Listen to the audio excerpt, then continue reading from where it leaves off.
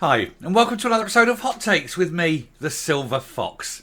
Now, there were two by-elections last night. They were in very strong Conservative areas. They're two seats that basically would always be Tory under normal circumstances. One was in Tamworth and one was in Mid Beds. The elections went ahead and the results weren't just surprising. I would go as far as to say they were absolutely astonishing. The direction of travel is clear, and if this doesn't cause the end of Rishi Sunak, I don't know what will. But it has further implications way, way bigger and outside just the results of these two local by-elections. We're going to take a look at it, but it is devastating for the Tories in general. It will be an absolute wake-up call to everyone. Every other party will be looking at this, and it is literally a case of shock and awe at the victory. It will actually... There may be one or two people, and I'm going to suggest that Stephen Flynn, oddly, may even be heartened by the result of this election, even though it will destroy the SNP across vast swathes of Scotland.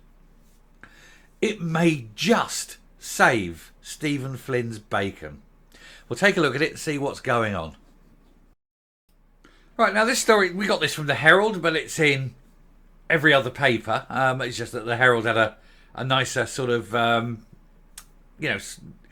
content was in a particular way that I like. So the only reason I've gone with the Herald is just the way that they've laid it out. So the line, Labour overturns two huge Tory majorities in a double by-election victory. Yeah, Rishi Sunak quite literally looking down both barrels last night. These are two constituencies that he would have expected to be a clear, easy win for the Tories. Even under straitened times, difficult times, he'd have expected these two seats to remain Tory. And it didn't happen.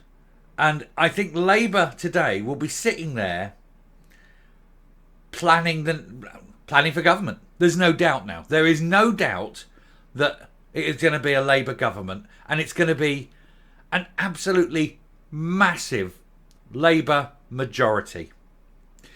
So we're going to go in and read this, but the numbers are astonishing.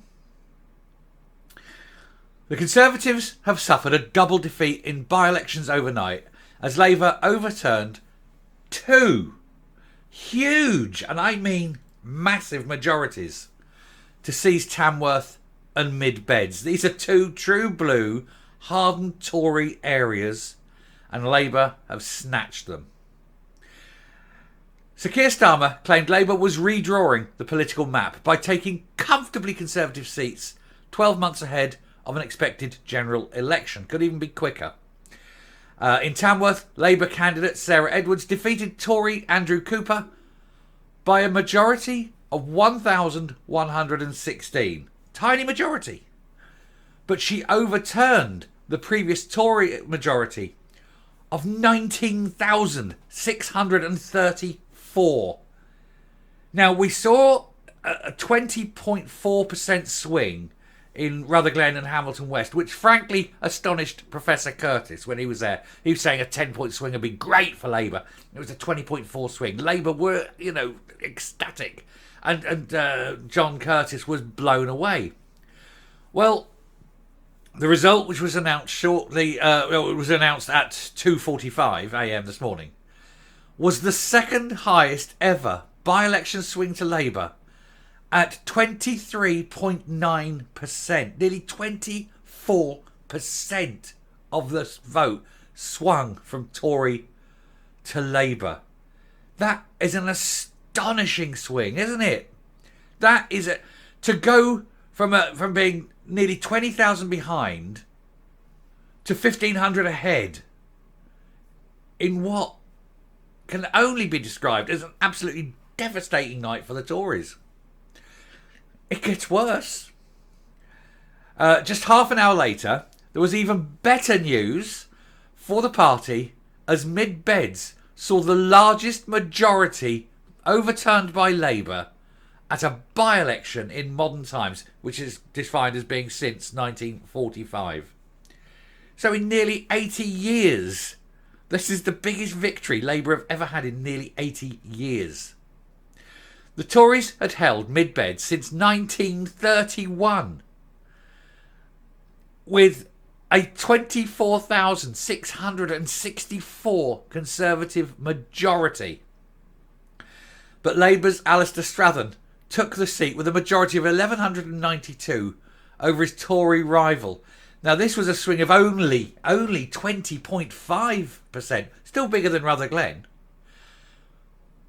But they've gone from a near 25,000 majority to the Tories to a near 1,200 majority to the Labour.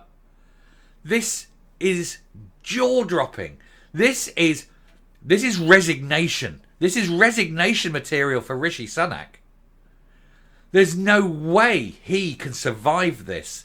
And of course, I'm going to say now, my analysis on this, it won't be repeated at a general election. I'm not saying Labour won't win, but those levels won't be repeated at a general election.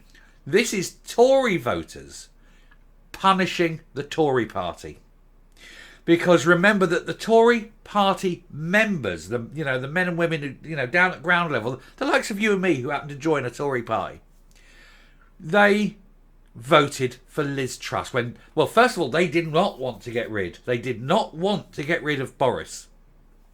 The coup d'etat that took out Boris was done by the MPs alone. The membership did not want to get Boris gone. And they demanded that Boris's name be put on the election for the new leader, but the 1922 committee said no. So Boris was gone, and they had this coup d'état within the Tories. The members had no say on it. The members were presented with a list of candidates, and they chose Liz Truss. And within 50 days, Liz Truss has gone, but not by the choice of the members, but by the choice of the MPs once again. And of course, the members now have told the Conservative Party what they think of Rishi Sunak. They didn't want him. He was imposed upon them. He was imposed upon this country without any vote, without any mandate, without any mandate even from the Tory party. And so the Tories have spoken and they've said no. And they're not rejecting the Tory party. They're rejecting Rishi Sunak. That's what this is. But it will get worse at the general election because you had it the last time. All those previously Labour supporters who, when Boris asked, lend me your vote, they lent him the vote. They gave Boris the vote. They gave it to him. They voted for Boris. They did not vote for the Tories. They voted for Boris. And when the Tories got rid of Boris Johnson, they got rid of all those red votes that voted blue. And that will come back to bite them in the next election as well. And there will be a reckoning. It will be a day of reckoning. And the Tory party at Westminster has done this to themselves. And it is delicious to see. And I've got to say to all the Tory men and women out there, the normal people who happen to be members of the Tory party, who've done what they've done, well done. Because ultimately, and I say it a lot on this channel because it's true, we are many, they are few. Now, in your case, I'm not a Tory member. I just want to make that clear. That's the saying I have: is we are the people. We are many. They, the elite, are few. I wasn't aligning myself with the Tories. Let's not make that mistake. But the Tory members can say the same thing. They can say we are many, they are few, and they have done exactly that. And they have shown the elite in the Tory party, the MPs, the old establishment, the old guard of the Tory party at the top, that they will not be treated with contempt. They will not be treated and taken for fools. And they've done that in the best way possible. And they've put in 2 Labour seats like that. Now, can't guarantee those Labour seats will stay there, given the majorities previously. And if it is a punishment vote, which happens, they'll go back to Tory next time. That's not probably in doubt. But the majority is very, very likely to be cut. Now, I said that this will be terrible news for the SNP. It will, because if Labour are this strong, and the swing to Labour isn't just in Rutherglen now, it's in Tamworth, it's in Mid Beds, it's going to be all over. And that means that if that 20% swing maintains, and there's no reason why it won't be 20%, but even if it drops back and it's 15 or 10, even 10% swing to Labour, the SNP are going to lose so many seats at Westminster, which reduces even further their income, of course. But if it is heading towards that way, towards the 20%, the SNP could be left with 6 seats. However, and this is the really weird thing, there's one person in Parliament who's in the SNP who will be looking at this and going, well, actually, that's not a bad thing. And that, of course, is Stephen Flynn.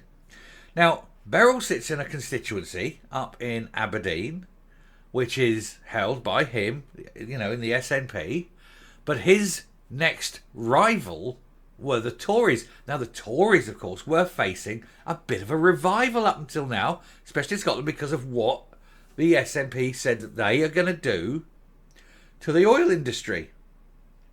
And people were going to go, oh, hang on a minute, and they were rejecting the SNP and they were going to the Tories to try and oust him. But, of course, if you're now getting Tory voters switching to Labour, then you might wonder if it's going to take a lot of votes off the Tory party, and so you're going to split the opposition. And so where the Tories would have become the big one, some of those Tories will go across to Labour. It may well just save Beryl's bacon. He may just scrape back in. It's unbelievable. I tell you, it's a game of numbers, isn't it? It truly is a game of numbers. But that is an astonishing result. Now, I'm not going to go further in. I just wanted really to talk, because the rest of them, they're talking about people who are all just politicking in that. But Keir Starmer will be a very happy man. And I think that basically nowhere now is safe. Nowhere is safe for any Tory MP. When they're looking at that, they must seriously be thinking that they've made a massive mistake, and they have. And I'm going to tell you now, as I said, the biggest mistake the Tory party did, the Westminster group, not the Tory people, not the groundswell, the Westminster group, the biggest mistake they made was ditching Boris. And if that wasn't bad enough, they compounded it with ousting Liz Truss, who was the choice of the members. And the members have spoken. And Rishi Sunak, I think your time has come. I'm coming up. So now Rishi Sunak, that non-tax-paying billionaire, can use his highly prized green card. He can resign, as Prime Minister, resign from his seat, and he can sod off to America and start a new life. Him, his wife and his money. And look at the mess he's left behind. And the Tory party in disarray. And so they'll need to look for a new leader. It won't be Liz Truss. She can't come back. Her day is done. And that's not a problem, though. She's not very bright. You do want someone educated. You want someone who understands politics. You want someone who's a very good, articulate communicator. And I'm going to suggest that the next leader of the Tory party, and for a very short time, Prime Minister, should be Jacob Rees-Mogg. If nothing else, it will be funny. He's the world's poshest man. Can you imagine him as Prime Minister? It would be fantastic. Not saying he's good, not saying he's brilliant, just saying he's funny. I mean, it's only going to be for what? 6 months? A year at the most? Come on. It's got to be the best time. It's going to be the best time to have a Prime Minister like Jacob Rees-Mogg. He hasn't got enough time to do anything damaging, but he will be funny during it. So come on, Tory party, pull your fingers out, get rid of Rishi, have Jacob Rees-Mogg in, and give the country a bit of light relief for 6 months. I shall stop now. Thank you very much for watching. It's jaw-dropping. I told you it's a jaw-dropper. Nearly 25% swing. Wow. Anyway, until next time, stay safe, stay well, and I will speak to you later. Bye.